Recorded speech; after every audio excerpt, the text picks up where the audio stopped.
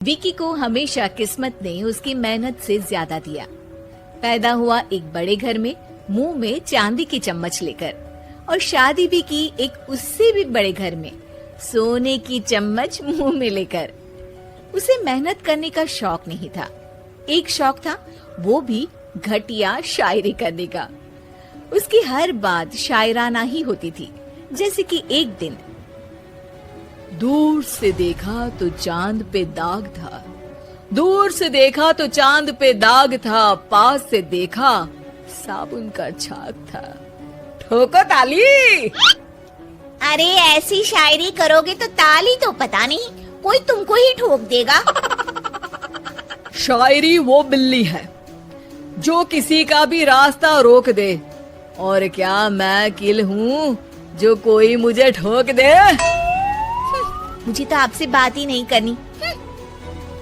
मैं निकला था गाड़ी लेके, लेकिन दौड़ के जा रहा हूँ। मेरी शायरी कोई नहीं सुनता, मैं घर छोड़ के जा रहा हूँ। धीरे बोलिए जी, मम्मी पापा को पता चल जाएगा तो तुमको सच में तुम्हारे मायके भेज देंगे। सस्ते साबुन से मेरी कॉलर चमकी नहीं, सच में चला जाऊंगा, मेरी बात कोई धमकी नहीं। अगर शायरी ही सुनानी है तो सुनाओ, लेकिन कोई काम धंधा भी तो करो। मेरे पिताजी के पास बहुत पैसा है, तो घर जमाई बन के खा रहे हो, और कल जा रहे हो ना अपने मायके, तो आज ही चले जाओ मेरी बला से। हमें तो अपनों ने लूटा, गैरों में कहाँ दम था हमें। अरे चुप हो जाओ, तुमको मिर्जा गालिब की कसम। अरे जाना है तो जाओ, लेकिन पहले मेरे मम्मी पापा से मिलकर जाओ, वरना वो क्या सोचेंगे। लेकिन विकी अकेले ही अपनी कार लेकर अपने मायके यानी कि अपने खुद के घर पहुंच जाता है। अरे बेटा, तू अचानक, बहू कैसी है? अरे माँ, बहू तो बिल्कुल बदल गई है, मुर्गी हाथ से निकल गई है। अरे क्या हुआ बेटा? उसकी आती नहीं है, मेरी जाती नहीं है।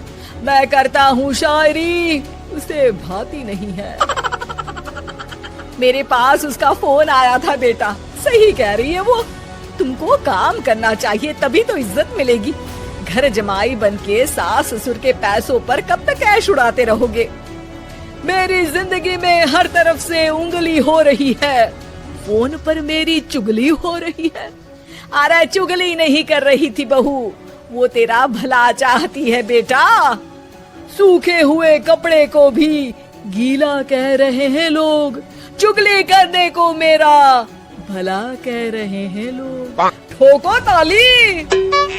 ये सुन के माँ अपने हाथ से अपना सर पीट लेती है। अरे माँ, ताली की जगह माथा क्यों ठोक रही हो?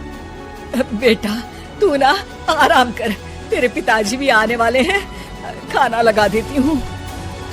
विकी अपने घर भी दिन भर टीवी देखता है, तरह तरह का खाना खाता है, दोपहर तक सोता है, चाय पीता है, वीडियो गेम खेलता है, बस काम करने नहीं जाता। घर में नौकर चाकर है तो बिस्तर से हिलने तक की जरूरत नहीं पड़ती। कई बार तो विकी अपने नौकरों को बिठाकर शायरी सुनाता रहता। कब जाओगे बेटा? अरे कैसी बात कर रहे हैं डैडी, क्या आप मेरे फादर नहीं? आप मुझे भगाना चाहते हैं क्या? ये मेरा घर नहीं। अरे नहीं बेटा, तुम्हारा ही घर है।